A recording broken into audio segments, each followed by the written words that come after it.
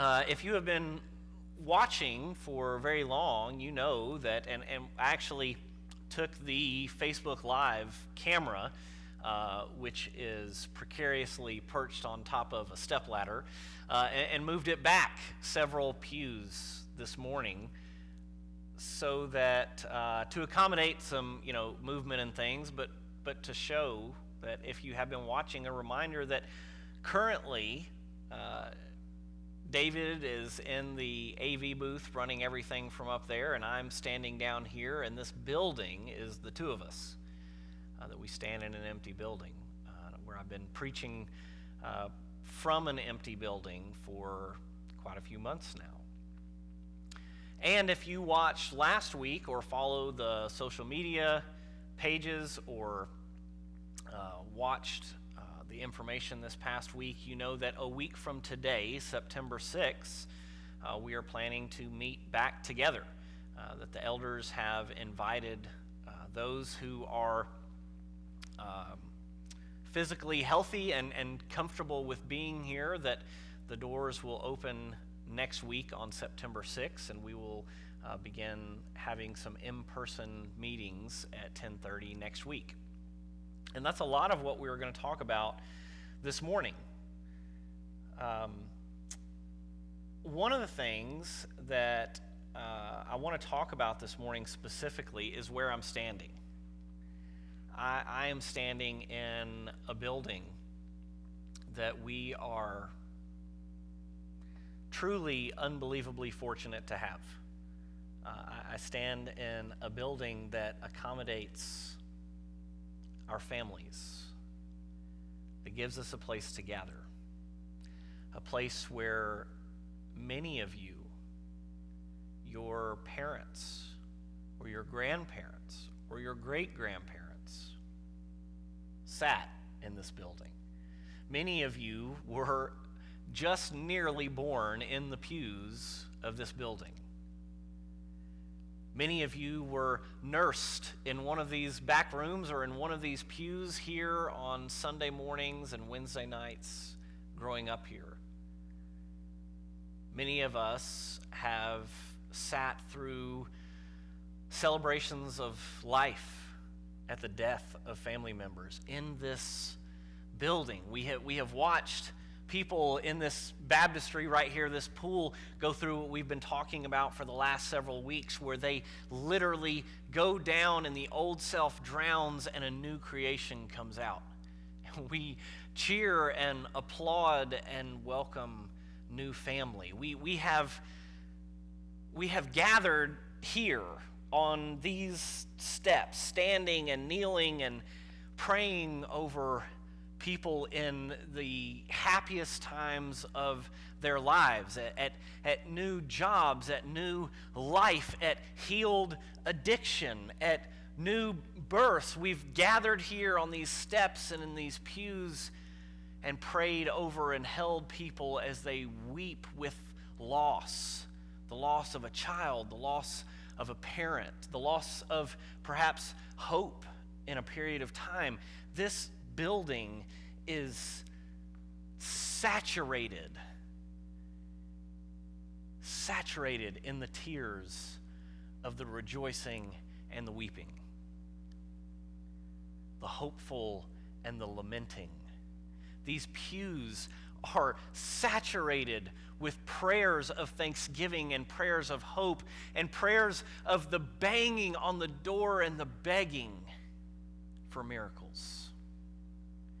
These walls have heard more prayers and more cries and more confessions, darkest secrets and brightest joys and deaths and new life and new beginnings and starting over, and more words to more songs than any of us can imagine. Prayers and song and words and study and worship and scripture have flooded out the ceiling of this building for years and years, generations. And I believe that they will continue for generations. This building This building is unbelievably special. It's unbelievably special to me. I came here I came here kicking and screaming one time years and years ago on a date with one of your youth group girls who I've now been married to for 19 years. I was married to her 19 years ago on this stage, standing right here with Martin Pyle. Emily, our oldest, was born and was here just weeks after birth, sitting over here and meeting everyone for the first time. Our family stood down here and was surrounded by all of you praying for Paisley when we were told that she was gone. The heartbeat was lost, the pregnancy was terminated. And now you're here as she runs up and down the aisles and greets everyone and cheers and shouts and colors and gathers all of her friends and everything else. This place is special. It is very special to me and Aaron and Emily and Paisley and you. And I genuinely love it. And I genuinely cannot imagine ever being anywhere else.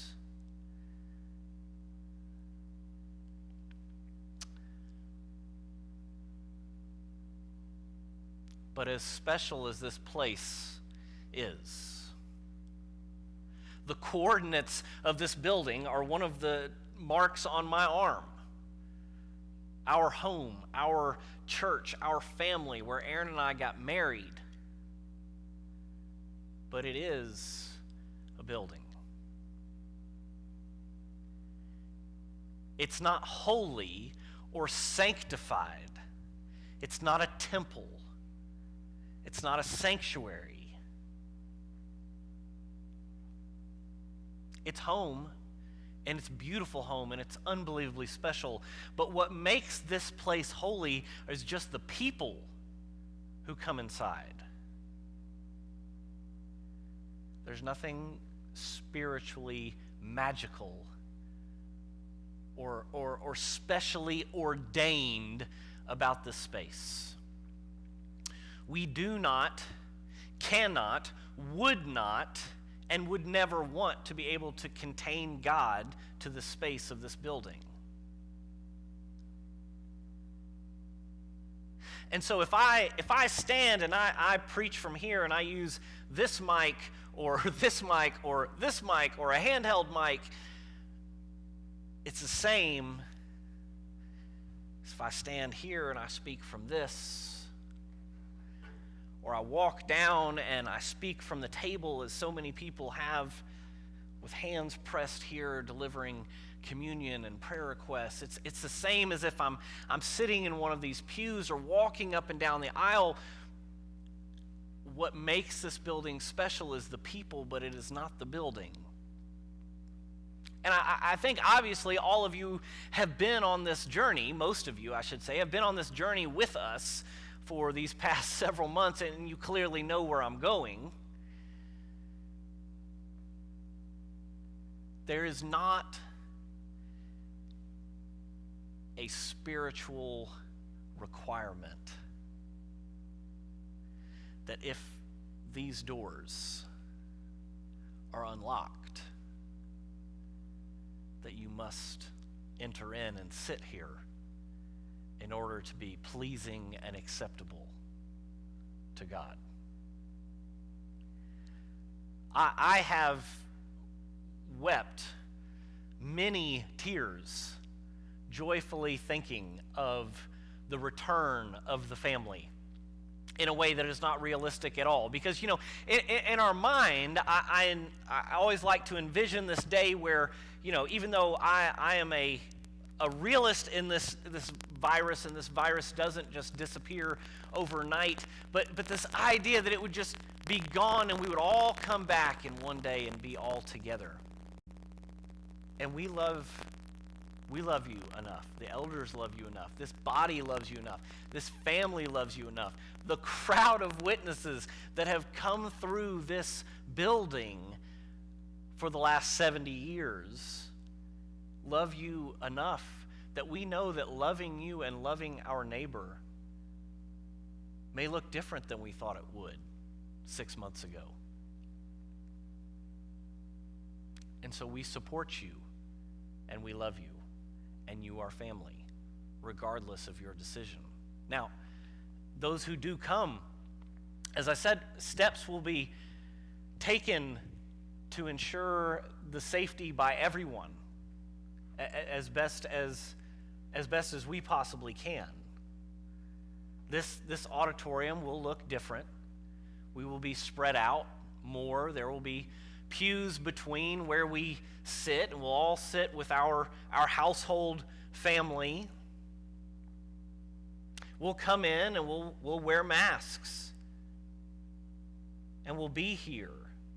We'll only use these two doors, the front auditorium door and the side auditorium door here. Those are the two doors that we will use to come in and go out. The rest of the building will keep blocked off. And that helps both the preschool. Our preschool doesn't come in the auditorium when they get to meet, and we don't go back, and we try to do everything we can to keep it as safe as possible. Communion cups, if you've ever had them before, sure, if you've been on a mission trip, there's a good chance you've used these before, or sometimes they've even been used, used to be used at Winterfest and things, these prepackaged communion cups that have the juice and the cracker all in one, and you'll pick those up as you come in. We won't have ushers passing anything out, including collection plates or anything like that, and you'll hold on to your communion cup, and at the end we will get to share communion together from our seats. We'll take it all at once, all together, near the end of the service, and then we'll just drop them in the trash cans on our way out the building as we make our exit as soon as church is over. It will look different. It will sound different with safety measures that have been planned out painstakingly and prayerfully and put in place. As the doors open next Sunday, we will meet at 10:30 in person for anyone who chooses to come. And we'll meet in here in the auditorium at 10:30. And in the beginning, as we're figuring this out day to day and week to week as we have these last several months, the decision was made that we will not have children's church during Sunday morning. We will not have Sunday school beforehand. There will be no Wednesday night services of any kind. We will, in the beginning, we will have 10:30 on Sunday morning here in the building, in this auditorium, and that will be our in-person time together as we start this walking back from our exile back to in-person together. And everything I just said and more of how that will look and be laid out has been prepared and will be emailed out and sent out and videos made and videos sent and things of that. So I promise you'll get all the information, all the decisions that were made.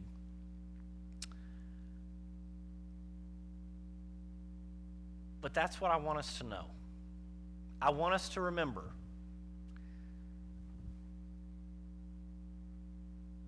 that there is no sacred, holy, sanctuary, temple building that holds our God. The only temple here anymore is you and me. If you are a follower of Jesus, you are a walking, breathing temple. The Holy Spirit resides in you as a believer, as a follower of Christ. Where you go, you are a physical embodiment. And that's what we've been talking about these several weeks, of what that is supposed to look like, what that has to look like. But you are that temple, your body. The holy temple that carries the Holy Spirit, walks with us, in us, speaks through us, displays God through us, is the same in your car riding around listening to the radio on a Monday at 4:30 as it is in this building at 9:30 or 10:30 or 11:30 or 1:30 or a Tuesday at 9 a.m. or Thursday at 4:30 p.m. There's no sacred hour. There's no sacred space. There is a holy people, set apart, chosen, called out by God. And that full stop, that's the only reason that makes any of us holy, is we are called out by God. We've been given a new name and a new life as a new creation.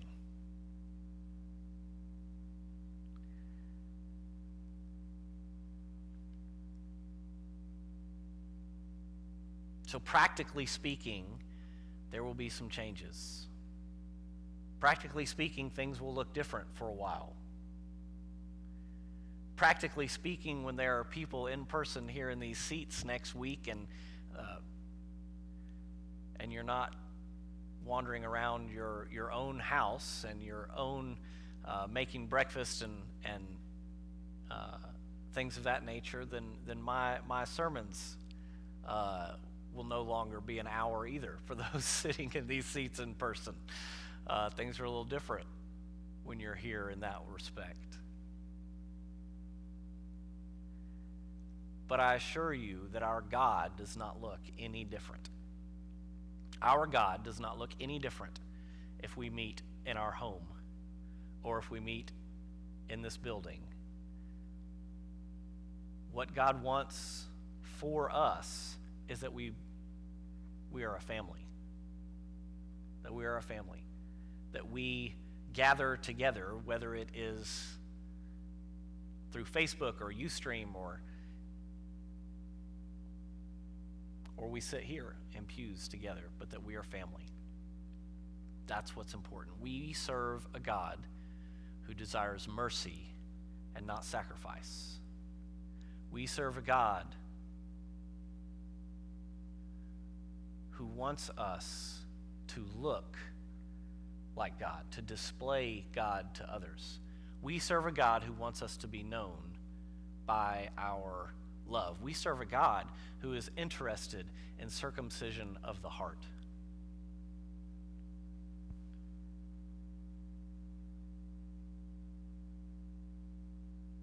And so we love you. We're praying for you. The elders love you. The elders are praying for you. No decision that they have made has come easily or half-heartedly or haphazardly. And the elders want to stress that they love and support you and stand by you and with you, whether you decide to come through one of these doors a week from now, or whether you tune in on Facebook or Ustream and join us here. You are our body and you are our family.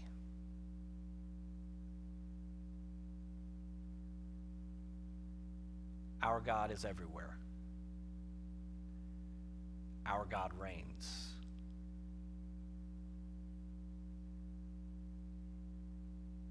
God has made us no promises about this coronavirus. God has made us no promises about who will or won't or can or can't get it. Verses that are used to claim that if we just have enough faith are the same verses people use to handle snakes, people. It's the same verse that is contorted and twisted and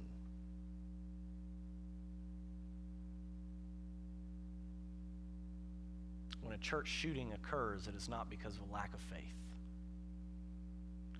When cancer strikes, it's not because of a lack of faith. When sickness comes, it is not because of a lack of faith.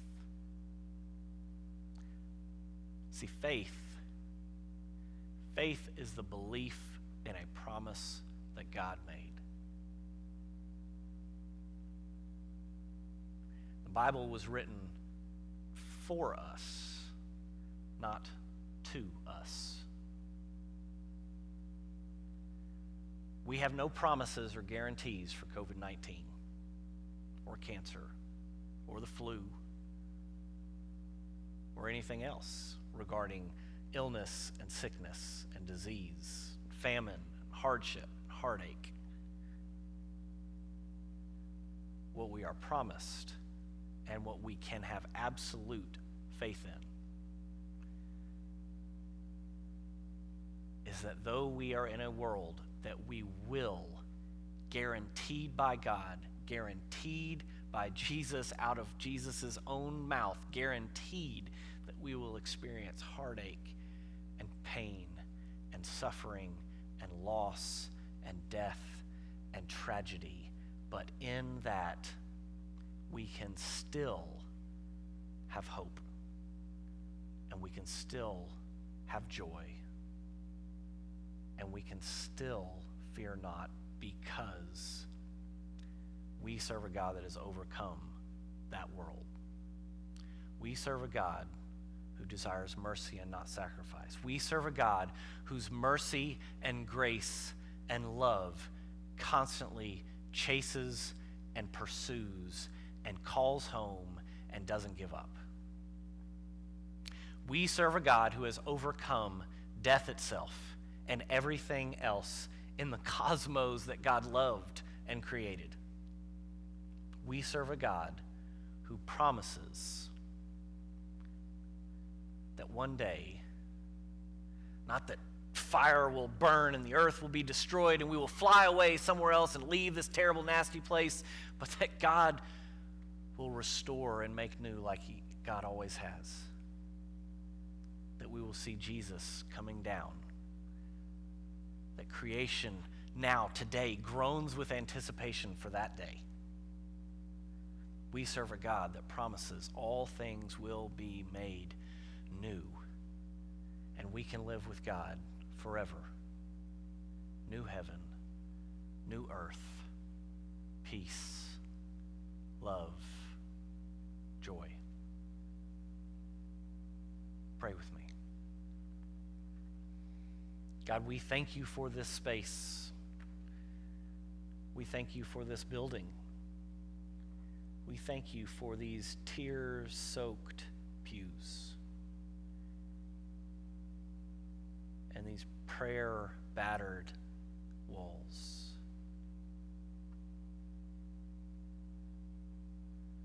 And we thank you that you are not confined by such things. God, we thank you that you are with us everywhere, to the very ends of the earth. That certainly covers our homes. We thank you for the importance of not forsaking the assembly, and the meaning of that being that we are family. We thank you for setting us up as family, for knowing what we needed, for intimately reminding us of our need for each other when we forget. We thank you for hope in times that look hopeless. We thank you for peace when all the world can see is war. We thank you for your promises that we can lean on, promises that were the same yesterday, are the same today, and will be the same tomorrow. We thank you for love. And we thank you that love indeed covers a multitude of sins. God, I thank you for loving your creation so much that we got to meet Jesus. We thank you for loving us so much that after Jesus died and was raised and ascended back to your right hand, that we were given the Holy Spirit.